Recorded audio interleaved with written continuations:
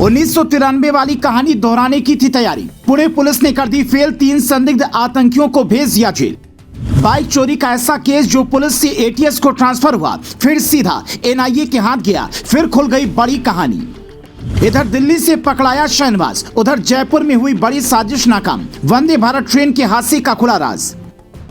साल 1993 में दाऊद ने जो मुंबई में करवाया, वो इस बार हिंदुस्तान के दूसरे शहर में होने वाला था। हर चीज का रिहर्सल हो चुका था कि कहां सामान लगाना है और कब बटन दबाना है और उससे कितना तगड़ा नुकसान होगा। इन सब चीजों का ट्रायल पुणे के जंगल में हो रहा था। पुलिस अनजान थी। इसी बीच पुणे पुलिस के पास एक बाइक चोरी का केस आया। इसमें 3 लोगों का नाम था, शहनवाज, इमरान और यूसुफ। 2 को पुलिस ने पकड़ लिया, पर शहनवाज फरार हो गया।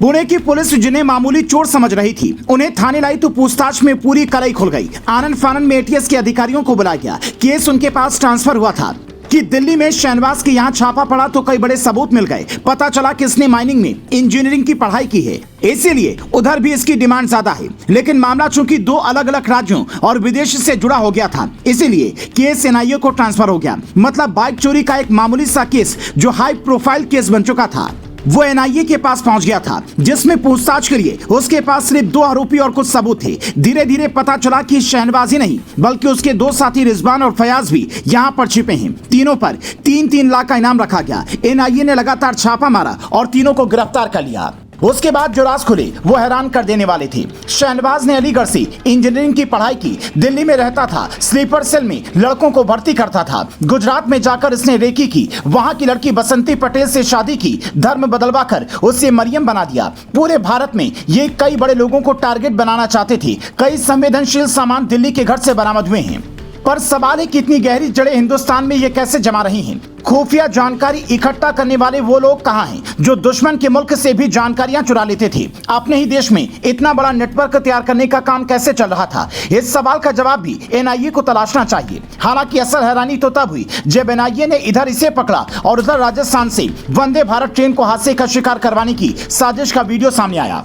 ये वीडियो राजस्थान का बताया जा रहा है। वंदे भारत ट्रेन की ट्रैक पर पत्थर और लोहे की कील रखे हुए थे ताकि ट्रेन को डिरेल कराया जा सके। तो सवाल है कि इससे किसको क्या मिल जाता? क्या ये कोई आतंकी साजिश थी जिससे ट्रेन के लोको पायलट ने समय रहते नाकाम कर दिया? ये तस्वीर देखकर साफ समझ में आ रहा है कि वंदे भारत जिस स्पीड से चलती है उसमें बड़ा हादसा हो सकता था। अब तक वंदे भारत कभी गाय से तो कभी भैंस से टकराई और हर बार यही पता चला कि अचानक से ये हो गया। तो सवाल है कि क्या इसकी जांच होनी चाहिए? ऐसा दावा सोशल मीडिया पर किया जा रहा है कि कईयों को वंदे भारत ट्रेन के नाम पर भी आपत्ति है और भारत का विकास नहीं देख पाने वाले दुश्मन इस साजिश में शामिल हैं। सच क्या है वो तो जांच के बाद ही पता लग पाएगा। पर असल सवाल ये कि चुनाव का सीजन आते ही साजिशों की संख्या कैसे बढ़ जाती है? क्या विदेश में बैठे इनके आका इस मौके का फायदा उठाना चाहते हैं? हम ये नहीं कहते कि दिल्ली की गिरफ्तारी और राजस्थान से आए वीडियो का कोई लिंक है या नहीं, बल्कि हमारा ये कहना है कि अगर वंदे भारत के खिलाफ कोई साजिश हो रही है तो उसे बेनकाब करना चाहिए, क्योंकि सवाल यात्रियों की सुरक्षा का है और एनआईए जो कर रही है वो तो देश की सुरक्षा के लिए सबसे जरूरी है।